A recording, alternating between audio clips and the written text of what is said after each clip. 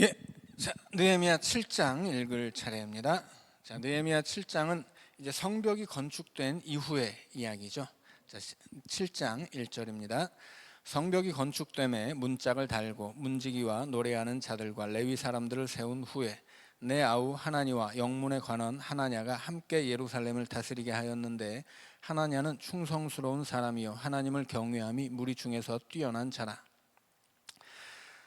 자, 느헤미야가 예루살렘 성을 다 건축하고 문짝까지 다 완공을 달고 다 완공을 했어요. 그 다음에 예루살렘을 다스리는 사람으로 두 사람을 세우죠. 하나는 자기 동생, 또 하나는 관원 하나죠. 그럼 우리가 이걸 오해하면, 야, 지금 느헤미야가 성벽 다 건축한 다음에 자기 동생을 꽂았네? 뭐 이렇게 오해할 수 있는데 그런 게 아니에요. 앞에 나왔듯이 느헤미야를 비롯해서 그의 신하들은 월급을 한 푼도 받지 않습니다. 그러니까 이 자기 동생을 굳이 세울 수밖에 없는 이유는 뭐예요? 일절 돈 한 푼 받지 못하고 힘든 일만 해야 되는 이 헌신의 자리에 어쩔 수 없이 자기 동생을 세운 거예요. 그래서 이것은 괜히 무슨 권력 자기 동생을 좋은 자리에 앉혀준 이런 이야기가 아니고, 이 자리는 돈 한 푼 받지 않고 헌신해야 되는 자리이기 때문에 어쩔 수 없이 이 자기 동생을 세웠는데, 이 동생은 어떤 사람이에요? 느헤미야가 페르시아에 있을 때 거기까지 찾아가서, 형님, 지금 우리 동네, 우리 고향에 지금 난리 났어요. 우리 고향에 지금 다 망해가고 있어요. 지금 형님 여기서 지금 이러고 형님 혼자 여기서 지금 이렇게 편하게 생활하고 있을 때가 아닙니다. 이런 얘기를 해준 사람이에요. 그러니까 이 하나니가 어떤 사람인지는 모르지만 하나니와 함께 임명된 하나냐에 대해서는 굉장히 충성스러운 사람이다 이야기를 했던 것인데, 똑같은 사람이란 뜻이죠 결국은. 그러니까 하나니도 그렇게 충성된 사람이었을 것이고, 그렇게 충성된 사람이었기 때문에 자기 고향의 문제를 가지고서 페르시아에 찾아가서 잘 살고 있는 자기 형한테 자기 형을 꼬셔가지고 고향으로 지금 데리고 온 거예요. 그러니까 이 하나니라고 하는 사람은 굉장히 충성스러운 사람이고, 그는 예루살렘을 위해 헌신하는 일에 이제 세워졌다라고 하는 거죠. 자, 3절입니다. 내가 그들에게 이르기를 해가 높이 뜨기 전에는 예루살렘 성문을 열지 말고 아직 파수할 때에 곧 문을 닫고 빗장을 지르며, 또 예루살렘 주민이 각각 자기가 지키는 곳에서 파수하되 자기 집 맞은편을 지키게 하라 하였노니, 그 성읍은 광대하고 그 주민은 적으며 가옥은 미처 건축하지 못하였음이니라. 성벽은 다 만들어 놨는데 그 안에 사는 사람이 너무 적어요. 그리고 심지어는 그 안에 사는 사람들의 집도 충분하지 않아요. 이건 무슨 얘기예요? 성벽만 있고 아무것도 안 돼 있는 거예요. 그래서 이 예루살렘 성을 지키는 일에 차출된 그 느헤미야의 동생과 다른 관원은, 이거 무슨 권력을 가지고 휘두르는 그런 좋은 자리에 낙하산으로 꽂아준 것이 아니고, 아무것도 구비되어 있지 않은 예루살렘을 부흥시키는 책임자로 지금 선발이 되었다라고 하는 거예요. 자, 그리고 이제 5절부터는 좀 재미없는 얘기이긴 한데 또 이름이 쭉 나와요. 이 이름은 에스라 2장에서 한번 반복됐던 이름이에요. 근데 느헤미야가 지금 여기서 이 이름을 다시 확인하는 이유가 있어요. 이 이름은 그 돌아온 이스라엘 백성들의 명단이거든요. 그래서 지금 현재 느헤미야가 최초로 바벨론에서 돌아온 사람들의 명단을 다시 확인하는 이유는 뭐냐면, 어떤 사람을 뽑아서 지금 건축된 예루살렘 성 안에 살게 할 것인가, 이걸 선발하기 위해서예요. 자, 그런데 여러분이 생각을 해보세요. 그러면 예루살렘 성벽을 다 지어 놨는데 예루살렘 성 안에 들어가 살 수 있는 자격은 굉장히 좋은 것 같죠. 뭐 예를 들어서 어떤 아파트 청약을 넣었는데 당첨이 된 거예요. 막 그런 느낌이잖아요. 근데 실제로는 정반대예요. 지금 예루살렘은 느헤미야가 3절에서 뭐라고 말하냐면, 해가 높이 뜨기 전에, 그러니까 말하자면 12시 되기 전에는 성벽 문을 열지 말라고요. 새벽에 해가 뜨기만 하면 원래는 성벽 문을 열어야 되거든요. 근데 12시 되기까지 성벽 문을 닫아야만 하는 이유는 뭐예요? 적들이 예루살렘을 노리고 있기 때문이에요. 그런데 예루살렘을 지킬 인구가 많지 않아요. 그 주민이 적고 가옥도 충분하지 않아요. 뭐냐면 누가 와서 살려고 해도 집이 없는 거예요. 그러니까는 이 성에 사는 것은 혜택이 아니라 이것은 헌신이에요. 그 성은 지어졌는데 성 안에 사는 사람도 없고 성을 지킬 사람도 없는 형편인 거죠. 그래서 11장에 보면, 자, 느헤미야 11장을 보세요. 자, 11장 1절 2절을 제가 읽어보겠습니다. 백성의 지도자들은 예루살렘에 거주하였고 그 남은 백성은 제비 뽑아 10분의 1은 거룩한 성 예루살렘에서 거주하게 하고 그 10분의 9는 다른 성읍에 거주하게 하였으며 예루살렘에 거주하기를 자원하는 모든 자를 위하여 백성들이 복을 빌었느니라. 자, 예루살렘 성에 먼저 들어가 사는 사람 누구예요? 느헤미야를 비롯해서 이 지도자들이에요. 그리고 제비를 뽑아서 뽑힌 백성들 중에 10분의 1이에요. 그런데 안 뽑힌 10분의 9가 뭘 해요? 예루살렘 성에 들어가 살게 된 사람들을 위해서 복을 빌어줘요. 에이, 불쌍한 것들, 니들 어쩌냐, 저 위험한 성에 들어가서 살게 됐네, 저 아무것도 없는데. 지금 이스라엘 백성들이 바벨론에서 돌아온 지 거의 100년이 지난 시점이에요. 그러니까 그때까지 예루살렘은 성벽도 없이 그냥 방치되어 있었어요. 성전은 있었는데. 그리고 그 예루살렘은 그 동서남북으로 유대 민족을 둘러싼 이방인들의 표적이에요. 그러니까 아무도 거기서 살려고 하지 않았던 거죠. 그래서 성벽을 짓고 어떻게 했냐면 어쩔 수 없이 10분의 9 제비를 뽑는 거예요, 무작위로. 그래서 10분의 1은 여튼 뽑히는 사람은 누구든 여기 와야 돼. 니네 사정이 어쩌건 간에. 이미 100년 동안, 지난 100년 동안 흩어져 살고 있었던 자기 삶의 자리가 있잖아요. 자기가 살던 자기 동네, 거기 자기 살던 집이 있어요. 자기 가지고 있었던 땅이 있고. 근데 그거 포기하고 예루살렘으로 이사를 와야 되는 거예요. 그래서 예루살렘에 들어오는 것은 굉장히 큰 손해를 감수하는 것이고 위험을 감수하는 것이었어요. 그래서 지금 이렇게 명단을 쭉 확인하는 이유는, 지금 명단을 보고 지금 이 주민등록 그 명부를 보고 이 중에서 어떤 놈을 데려다가 건축된 예루살렘 안에 살게 하는가, 그거를 지금 고르기 위해서 이 명단을 보고 있는 것입니다. 그러니까 우리는 성벽을 지어줬고 성벽 안에 이제 그 성 안에 들어가서 살면 굉장히 큰 혜택을 보는 것처럼 오해할 수 있지만, 오히려 다른 사람들이 염려해주고 거기 사는 사람들의 복을 빌어줄 정도로 그렇게 지금 이 예루살렘 성 안에 들어와 사는 것은 좀 안타까운 일이었다라고 하는 것입니다. 자, 그 성 안에 들어갈 사람들을 뽑기 위해서 이제 느헤미야가 검토했던 명단이 이제 에스라 2장에 있었고, 그걸 이제 그때 나왔던 명단을, 그 명부를 지금 다시 보고 있는 거예요. 자, 7장 5절입니다. 내 하나님이 내 마음을 감동하사 귀족들과 민장들과 백성을 모아 그 계보대로 등록하게 하심으로 내가 처음으로 돌아온 자의 계보를 얻었는데 거기에 기록된 것을 보면 옛적에 바벨론 왕 느부갓네살에게 사로잡혀 갔던 자들 중에서 노임을 받고 예루살렘과 유다에 돌아와 각기 자기들의 성읍에 이른 자들, 곧 스룹바벨과 예수아와 느헤미야와 아사랴와 라아메아와 나하마니와 모르드게와 빌산과 미스베렛과 비그웨와 느훔과 바하나와 함께 나온 이스라엘 백성의 명수가 이러하니라. 바로스 자손이 2172명이요 스바데아 자손이 372명이요 아라 자손이 652명이요 바한 모압 자손 곧 예수아와 요압 자손이 2818명이요 엘람 자손이 1254명이요 삿두 자손이 845명이요 삭게 자손이 760명이요 빈누이 자손이 648명이요 부베 자손이 628명이요 아스갓 자손이 2322명이요 아도니감 자손이 667명이요 비그웨 자손이 2067명이요 아딘 자손이 655명이요 아델 자손 곧 히스기야 자손이 98명이요 하숨 자손이 328명이요 베세 자손이 324명이요 하립 자손이 120명이요 기브온 사람이 95명이요 베들레헴과 느도바 사람이 188명이요 아나돗 사람이 128명이요 베다스와 사람이 42명이요 기럇 여아림과 비그라와 부에롯 사람이 743명이요 라마와 게바 사람이 621명이요 믹마스 사람이 122명이요 베델과 아이 사람이 123명이요 기타 느보 사람이 52명이요 기타 엘람 사람이 1254명이요 하림 자손이 320명이요 여리고 자손이 345명이요 로드와 하딧과 오노 자손이 721명이요 스나 자손이 3930명이었느니라. 제사장들은 예수아의 집 여다야 자손이 973명이요 임멜 자손이 1052명이요 바술 자손이 1247명이요 하림 자손이 1017명이었느니라.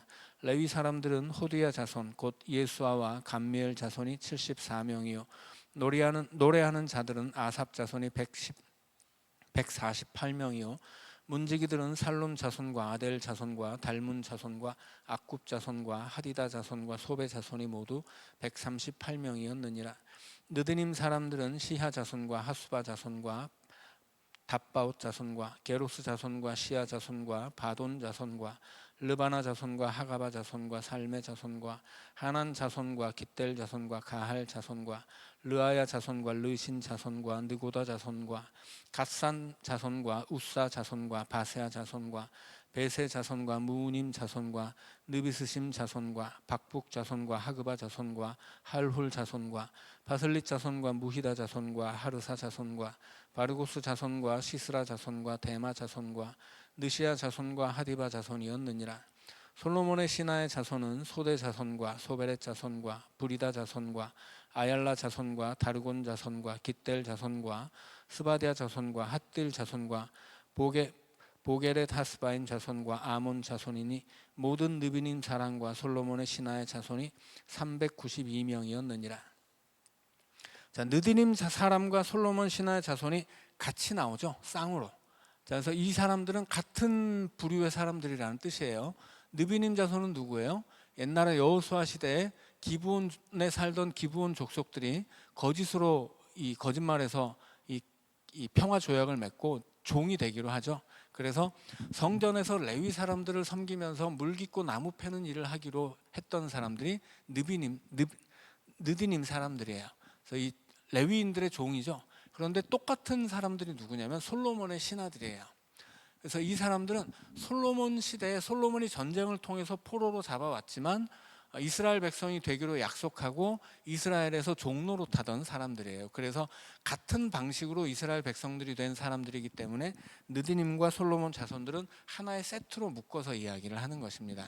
그래서 솔로몬의 신하 그러면 뭐 무슨 귀족인가 이렇게 오해할 수도 있는데 솔로몬 시대에 잡혀온 이방인들의 자손이에요. 다만 이들은 느디님 사람들처럼 잡혀와서 포로된 사람들이지만 그들이 스스로 하나님 백성 되기를 약속하고 이스라엘의 종노릇하던 사람들인데, 그런데 바벨론에서 다시 가나안으로 찾아올 만큼 그들은 이미 이방인이 아니라 하나님 백성이 되어 있었다는 것입니다. 61절입니다. 델멜라와 델하르사와 그룹과 앗돈과 임멜로부터 올라온 자가 있으나 그들의 종족이나 계보가 이스라엘에 속하였는지는 증거할 수 없으니 그들은 들라야 자손과 도비야 자손과 느고다 자손이라. 모두가 642명이요 제사장 중에는 호바야 자손과 학고스 자손과 바르실레 자손이니 바르실레는 길르앗 사람 바르실레의 딸 중에 하나로 아내를 삼고 바르실레의 이름으로 불린 자라. 이 사람들은 계보 중에서 자기 이름을 찾아도 찾지 못하였으므로 그들을 부정하게 여겨 제사장의 직분을 행하지 못하게 하고, 총독이 그들에게 명령하여 우림과 둠밈을 가진 제사장이 일어나기 전에는 지성물을 먹지 말라 하였느니라. 온 회중의 합계는 42,360명이요 그 외에 노비가 7,337명이요 그들에게 노래하는 남녀가 245명이 있었고 말이 736마리요 노새가 245마리요 낙타가 435마리요 나귀가 6,720마리였느니라. 어떤 족장들은 역사를 위하여 보조하였고 총독은 금 1,000드라크마와 대접 50과 제사장의 의복 530벌을 보물 곳간에 드렸고, 또 어떤 족장들은 금 2만 드라크마와 은 2,200만회를 역사 곳간에 드렸고, 그 나머지 백성은 금 2만 드라크마와 은 2,000만회와 제사장의 의복 67벌을 드렸느니라. 자, 이것은 그 에스라 시대 이야기를 그대로 여기다 가져온 것이라고 말씀드렸죠. 느헤미야가 이렇게 그 시대의 사람들이 돌아와서 성전을 짓고 그 성전에 헌신했던 것을 다시 확인했다라고 하는 이야기예요. 이렇게 이 명단을 확인한 이유는 건축된 중수된 예루살렘 성 안에 들어가 살 사람들을 선발하기 위해서였습니다. 자, 73절부터는 73절입니다. 이와 같이 제사장들과 레위 사람들과 문지기들과 노래하는 자들과 백성 몇 명과 느드림 사람들과 온 이스라엘 자손이 다 자기들의 성읍에 거주하였느니라. 그렇게 옛날에 이제 에스라서에 나왔던 첫 번째로 돌아왔던 1차 귀환 공동체에 대한 기록이었죠. 자, 이 사람들이 다 이제 고향으로 돌아와서 예루살렘 주변에 흩어져서 살고 있었던 거예요. 그래서 이 흩어져 살고 있었던 사람들 중에 어떤 사람을 예루살렘 성으로 불러서 살게 하느냐, 이 문제를 가지고, 이 문제 때문에 이 명단을 보았다라고 하는 것입니다. 자, 8장을 보면 이제는 이 예루살렘 성이 세워졌고 이 성 안에서 어떤 일들이 진행되고 있느냐, 이런 이야기예요. 자, 그런데 이제 여기서 이제 다시 한번 에스라가 등장합니다. 에스라는 에스라서를 읽을 때도 우리가 봤지만 에스라가 뭐 하러 왔어요? 율법을 가르치러 왔어요. 내가 고향으로 돌아가서 율법을 연구하고 가르쳐야 되겠다, 이 결심을 하고 돌아온 사람이 에스라이고, 이제 느헤미야가 성벽을 완공할 때까지도 에스라는 계속 활동을 하고 있었던 거죠. 이스라엘의 이 학사로서, 서기관으로서 계속 활동을 하고 있었던 것이고, 이제 성벽이 만들어진 시점에서 에스라가 다시 등장하고 백성들이 모여서 절기를 지키고 말씀을 배우면서 새로운 역사가 일어납니다. 자, 그래서 이 성벽을 세우는 일이 단순히 성벽만이 아니라 이 성벽을 세움으로써 이스라엘 백성들의 공동체를 다시 하나님 앞에 신앙의 공동체로 세우는 일이었다고 이제 말씀을 드렸죠. 자, 그래서 성벽의 완공과 더불어서 이 성벽 안에서 새로운 부흥의 역사가 일어난다라고 하는 이야기입니다. 자, 8장 1절입니다.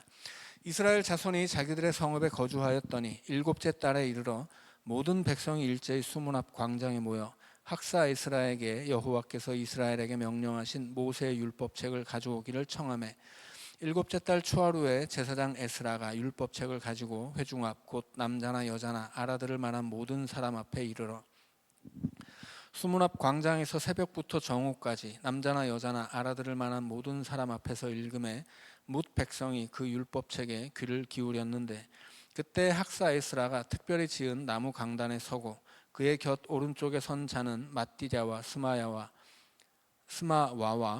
스마와 아나야와 우리야와 힐기야와 마아세야요, 그의 왼쪽에 선 자는 부다야와 미사엘과 말기야와 하숨과 하스바다나와 스가랴와 무술람이라. 에스라가 모든 백성 위에 서서 그들 목전에 책을 펴니 책을 펼 때에 모든 백성이 일어서니라. 에스라가 위대하신 하나님 여호와를 송축하며 모든 백성이 손을 들고 아멘 아멘 하고 응답하고 몸을 굽혀 얼굴을 땅에 대고 여호와께 경배하니라. 예수아와 바니와 세레비아와 야민과 악굽과 사부대와 호디야와 마아세야와 그리다와 아사랴와 요사밧과 하난과 블라야와 레위 사람들은 백성이 제자리에 서 있는 동안 그들에게 율법을 깨닫게 하였는데, 하나님의 율법책을 낭독하고 그 뜻을 해석하여 백성에게 그 낭독하는 것을 다 깨닫게 하니. 자, 지금 이제 백성들이 일곱째 달 초하루에 모였어요. 일곱 달 때 초하루를 뭐라고 하냐면 나팔절이라고 합니다. 이것은 한 해를 시작하는 첫날이에요. 이스라엘 민간력에서 일곱째 달 첫날이 한 해의 시작입니다. 그래서 그 한 해를 시작하는 첫날을 나팔절이라고 하고, 자, 이날 백성들은 또 모여서 축제를 이제 지내게 되는 거. 우리로 치면 이제 설날이에요. 설날에 백성들이 모였는데 에스라에게 부탁을 하죠. 율법책을 좀 읽어주세요. 이렇게 이야기하는 거예요. 자, 그래서 이 에스라가 이제 수문 앞 광장에서 새벽부터 정오까지 이 책을 읽어주는데, 백성들이 모인 수문 앞 광장에 단을 세워요. 높은 단을 세우고 그 단에 에스라만 쓰는 게 아니라 에스라가 쓰고 좌우로 레위 사람들이 쭉 섭니다. 왜 그렇게 했을까요? 왜 그렇게 했냐면 에스라가 율법책을 읽는데 에스라가 읽은 율법은 뭐냐면 히브리어예요. 히브리어. 원래 율법 두루마리는 히브리어로 기록되어 있습니다. 그리고 이것을 아람어로 번역해서 읽어줘야 되는 거예요. 그러니까 이스라엘 백성들은 나라가 완전히 멸망하고 바벨론으로 잡혀갔잖아요. 그래서 바벨론 지역, 그리고 이제 바벨론으로 잡혀가서 나중에 페르시아가 이제 바벨론을 무너뜨리고 세워지죠. 그 페르시아의 언어가 아람어예요. 그러니까 이미 바벨론 지역에서 바벨론과 페르시아는 붙어 있는데 그 지역에서 사용하던 언어를 아람어라고 하거든요. 그러니까 이스라엘 백성들은 이 나라가 멸망하고 바벨론에 잡혀가는 것을 기점으로 해서 본인들이 사용하던 히브리어는 잃어버렸어요. 자기들의 언어를 잃어버리고 바벨론 지역의 언어였던 아람어를 배워가지고 그걸 사용하다 돌아온 거예요. 그래서 이 에스라처럼 그 자기들이 이미 잃어버렸던 이스라엘 민족의 히브리어를 기억하는 소수의 사람들이 있는데 그들은 뭐예요? 학자예요, 학자. 자기들이 이미 잃어버린 자기네 민족의 언어를 기억하는 소수의 학자들이 있고, 일반적인 백성들은 히브리어는 이제 읽을 줄도 모르고 쓸 줄도 모르는 거예요. 그래서 에스라가 굳이 내가 고향으로 돌아가서 율법을 연구하고 가르치겠다라고 했을 때 그 율법은 뭐냐면 히브리어 율법이에요.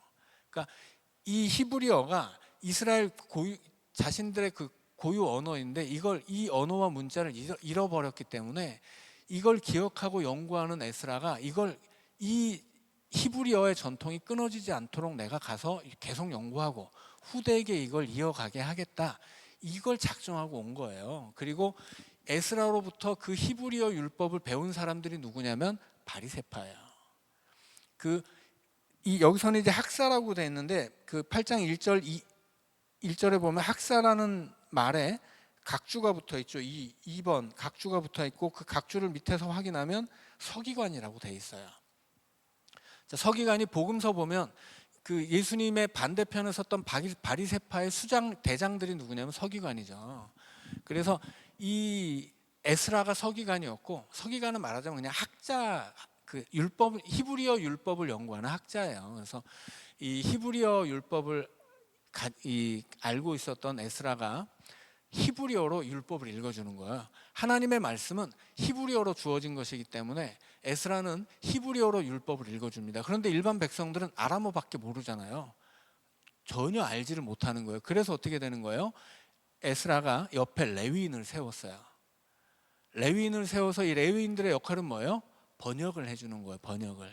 그래서 에스라가 히브리어로 된 우리가 읽은 이 성경 본문에는 그런 게 없지만 히브리 원어를 보면 구간별로 읽었다, 이런 이야기가 들어가 있어요. 그러니까 에스라가 우리가 이렇게 뭐 8장 한 번 쭉 읽고 9장 읽고 이런 방식으로 이 히브리어로 된 율법을 어느 구간을 딱 읽어요. 그러면 이게 방금 에스라가 읽은 이야기가 무슨 뜻이었는지를 아람어로 레위인들이 설명을 해준 거예요. 자, 그래서 에스라가 읽었던 것은 히브리어 율법책이고 그 옆에 에스라가 세운 레위인들은 이 히브리어를 백성들에게 설명해 줄 수 있는 사람들이에요.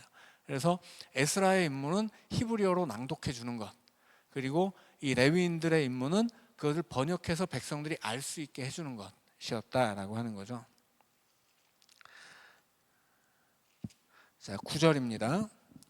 백성이 율법의 말씀을 듣고 다 우는지라. 총독 느헤미야와 제사장 겸 학사 에스라와 백성을 가르치는 레위 사람들이 모든 백성에게 이르기를 오늘은 너희 하나님 여호와의 성일이니 슬퍼하지 말며 울지 말라 하고, 느헤미야가 또 그들에게 이르기를 너희는 가서 살진 것을 먹고 단 것을 마시되 준비하지 못한 자에게는 나누어 주라. 이날은 우리 주의 성일이니 근심하지 말라. 여호와로 인하여 기뻐하는 것이 너희의 힘이니라 하고, 레위 사람들도 모든 백성을 정숙하게 하여 이르기를 오늘은 성일이니 마땅히 조용하고 근심하지 말라 하니, 모든 백성이 곧 가서 먹고 마시며 나누어 주고 크게 즐거워하니 이는 그들이 그 읽어 들려준 말을 밝히 알미라.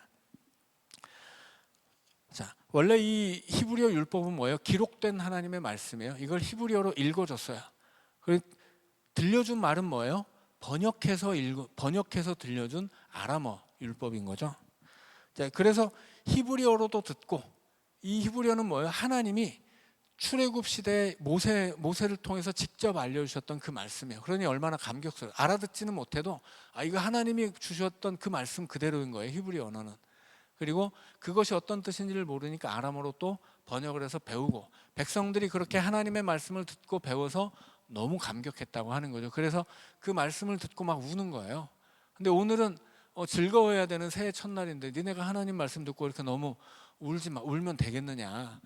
좋은 거 먹고 좋은 거 먹을 거 없는 사람들은 있는 사람들이 좀 나눠줘서 같이 즐거워하자. 오늘은 우리가 하나님 말씀 듣고 우리 새해를 시작하면서 육신에 좋은 것도 먹고 또 하나님 말씀으로 우리가 영에 좋은 것도 먹었으니 우리 이날을 아주 즐겁게 지내자, 이렇게 이야기했던 것입니다. 13절입니다. 그 이튿날 뭇 백성의 족장들과 제사장들과 레위 사람들이 율법의 말씀을 밝히 알고자 하여 학사 에스라에게 모여서 율법에 기록된 바를 본즉 여호와께서 모세를 통하여 명령하시기를 이스라엘 자손은 일곱째 달 절기에 초막에서 거할지니라 하였고, 또 일러스되 모든 성읍과 예루살렘에 공포하여 이르기를 너희는 산에 가서 감람나무 가지와 들 감람나무 가지와 화석류 나무 가지와 종려나무 가지와 기타 무성한 나무 가지를 가져다가 기록한 바를 따라 초막을 지으라 하라 한지라. 백성이 이에 나가서 나뭇가지를 가져다가 혹은 지붕 위에 혹은 뜰 안에 혹은 하나님의 전 뜰에 혹은 수문 광장에 혹은 에브라임 문 광장에 초막을 짓되 사로잡혔다가 돌아온 회중이 다 초막을 짓고 그 안에서 거하니 눈의 아들 여호수아 때로부터 그날까지 이스라엘 자손이 이같이 행한 일이 없었으므로 이에 크게 기뻐하며 에스라는 첫날부터 끝날까지 날마다 하나님의 율법책을 낭독하고 무리가 이레 동안 절기를 지키고 여덟째 날에 규례를 따라 성회를 열었느니라. 자, 수문 광장, 나팔절에 수문 광장에 모였을 때 이 백성들이 느헤미야에게 부탁을 하죠. 말씀 좀 읽어주세요. 그래서 느헤미야가 히브리어로 읽어주고 레위인들이 아람어로 번역을 해줬습니다. 그런데 그 다음에 13절에 보니까 뭇 백성의 족장들과 제사장들과 레위 사람들이 율법의 말씀을 밝히 알고자 에스라에게 모였어요. 율법을 배우러 왔다는 거예요. 여기서의 율법은 두 가지죠. 첫째는 히브리어를 배우겠다는 뜻이에요. 잃어버린 히브리어를 배우겠다는 뜻이고 히브리어로 된 율법을 배우는 거죠. 그래서 히브리어와 율법을 배우는 거예요. 그런데 누가 배워요? 백성의 족장들. 원래 율법을 가르치는 사람들은 누구냐면 제사장들이었어요. 레위인들이 각 지역으로 흩어져서 각 지파와 함께 살아가면서 그들의 주된 업무가 율법을 가르치는 거였다고 말씀을 드렸죠. 그래서 바벨론 포로기 이전에는 율법을 가르치는 것은 제사장들의 고유 영역이었습니다. 그런데 이제 바벨론에 잡혀갔다 온 다음에 상황이 바뀐 거예요. 이제 언어를 잊어버렸어요. 이건 뭐 제사장이고 레위인이고 백성들이고 구별 없이 다 잊어버린 거예요. 아주 극소수의 학자들만이 히브리어를 기억하고 히브리어로 된 율법을 알고 있었던 거죠. 그 중에 대표적인 사람이 에스라고, 그래서 에스라가 고향으로 돌아와서 이 히브리어 율법을 전승해야 되는데 이게 이전처럼 제사장만 가르쳐서는 안 되게 된 거죠. 이제 숫자가 얼마 없으니까. 실제로 이제 5만 명 정도가 돌아왔는데 그 중에 제사장과 레위인은 얼마 없었거든요. 그래서 어떻게 돼요? 백성들의 지도자들이 그걸 배우게 돼요. 그래서 이제는 히브리어 율법을 배우고 가르치는 사람들이 제사장이라는 범주를 넘어서게 됩니다. 그래서 이 포로기 이후에는 이제 이 율법을 가르치는 사람은 더 이상 제사장이 아니에요. 율법을 전문적으로 배운 소수의 엘리트 계층이 히브리 언어를 배우고 그 언어를 통해서 율법을 계승하고 그 율법을 연구하고 가르치는 역할을 맡게 된 거죠. 그래서 바리새파가 시작이 된 거예요. 근데 이제 근데 예수님 시대의 바리새파와 이 시대의 바리새파는 달라요. 그러니까 원래는 이 시대에는 이미 바리새파라는 말 자체가 없었죠. 바리새파는 예수님 이전에 이 이스라엘 안에서 유대인들이 이제 그 반란을 일으켜서 독립을 쟁취했던 시간이 있었는데 그때 세워진 하스모니안 왕조가 있어요. 그 하스모니안 왕조를 세웠던 사람들이 이 율법주의자들이었어요. 그 율법주의자들이 그 율법주의자라고 하면 좀 어감이 이상한데 율법을 굉장히 중요시 여기고 그걸 지키고 연구하는 사람들이 그 혁명의 주축 세력이었거든요. 그런데 혁명을 일으켰는데 혁명의 결과로 뭐가 생겼어요? 엉뚱한 왕조가 생겼어요.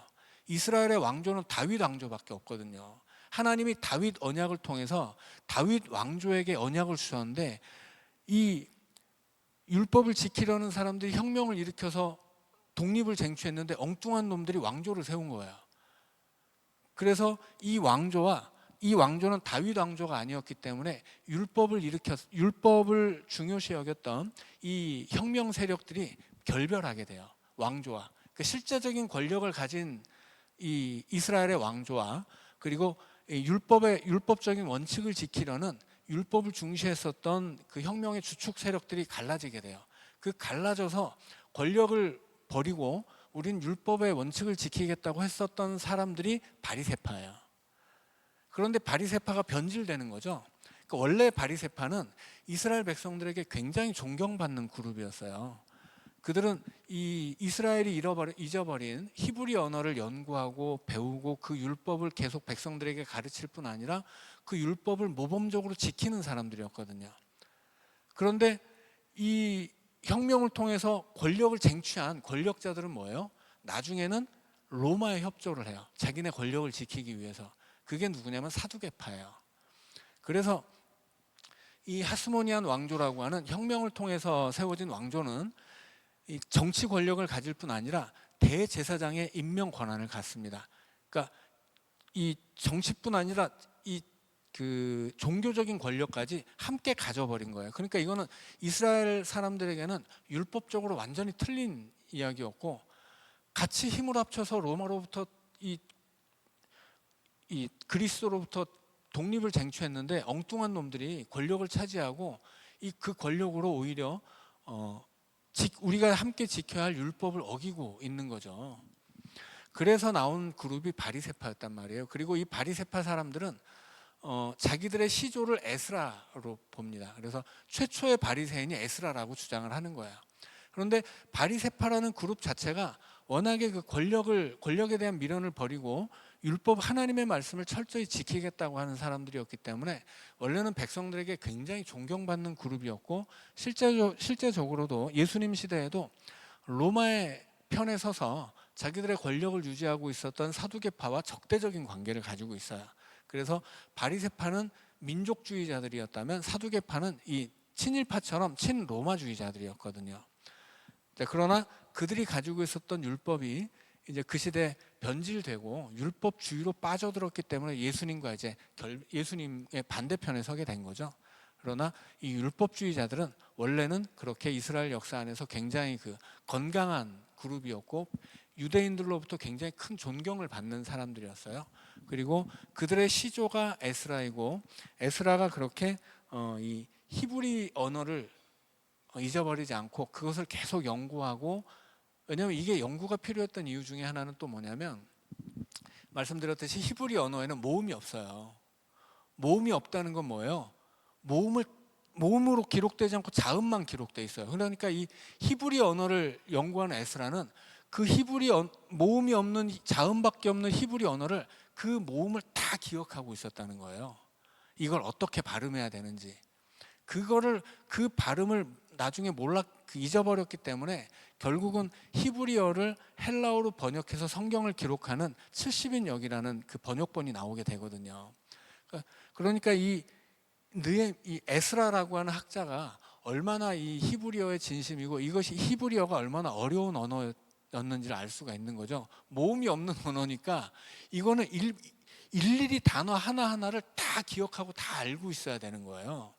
그러니까 이 히브리 언어를 연구하는 것이 굉장히 어려운 일이었고, 그것을 이 에스라가 자기 대에서 이 언어가 끊어지지 않도록 고향으로 돌아와서 그것을 연구하고 발전시켰다라고 하는 것이고, 이 에스라 시대에 그래서 어쩔 수 없이, 그전에는 제사장들이 율법을 가르치는 사람들이었지만 이 잊어버린 히브리 언어를 기억하기 위해서 그것을 배운 특수한 지식인 계층에게 이것이 전수되고, 그것이 이 지식인 집단을 통해서 히브리 언어가 전수되고 히브리 율법이 연구되었는데, 그것이 바리새파의 시조였다.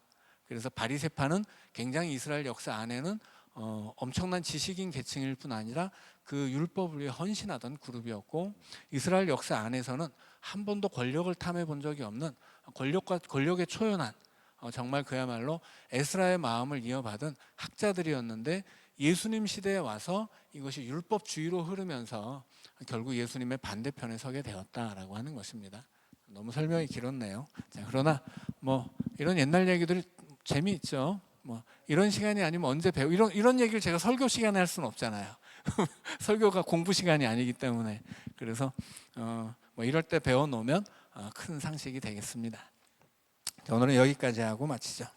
기도하고 마치겠습니다. 사랑의 하나님, 감사합니다. 하나님 앞에 헌신하는 느헤미야, 에스라, 또 그 시대에 빈부와 귀천을 넘어서는 그 모든 백성들의 헌신을 우리도 기억하게 하시고 배우게 하여 주옵소서. 그래서 느헤미야처럼 하나님, 우리가 이렇게 믿음으로 살기 위하여 많이 노력했으니 하나님, 우리의 그 헌신을 기억하시고 은혜 베풀어 달라고 했던 것처럼 우리도 느헤미야처럼 기도하고 또 에스라처럼 그렇게 헌신하게 하여 주옵소서. 예수님의 이름으로 기도하옵나이다. 아멘.